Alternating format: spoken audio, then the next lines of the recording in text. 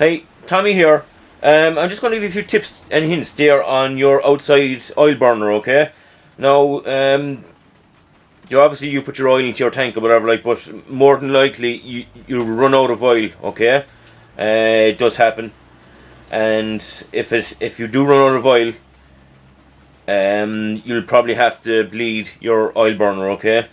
And it's not a huge job. You can actually do it yourself. Sometimes if you order your oil and your man comes along with the oil, okay, fills up your tank, you could ask him to bleed it.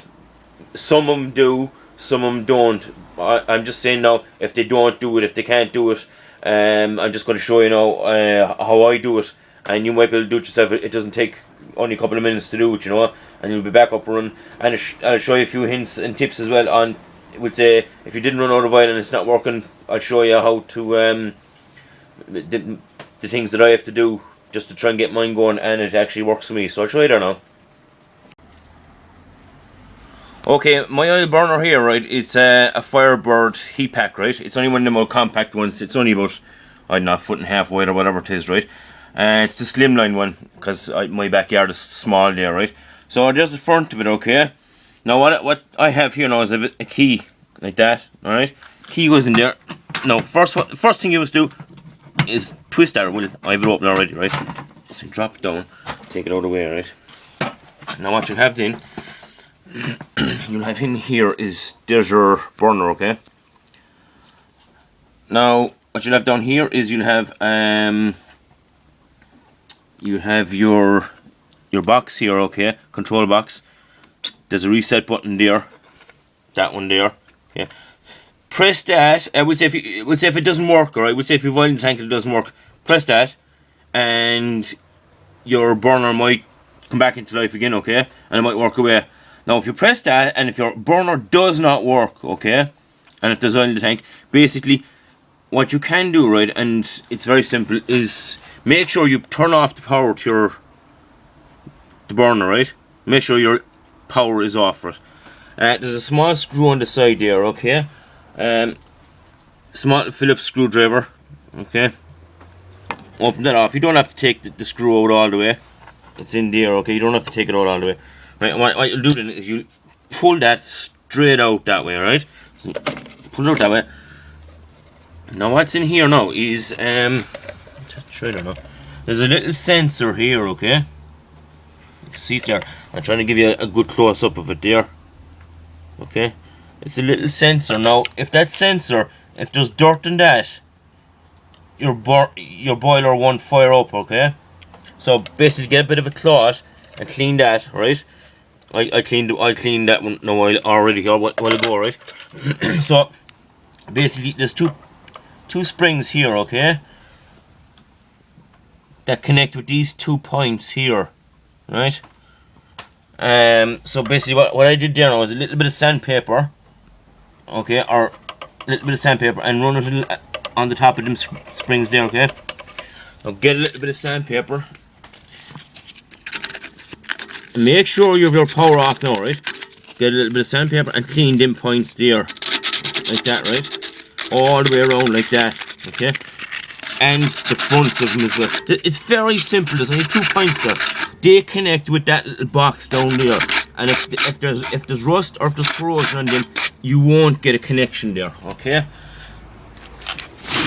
Alright? Very simple. A baby could do it.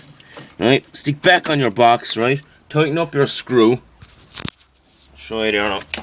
Alright? Like that. Okay?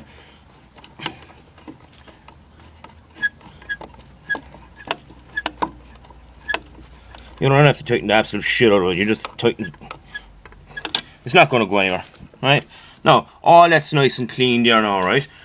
So what you do now is you press your button, plug in your power again, press your button, and your burner should fire up.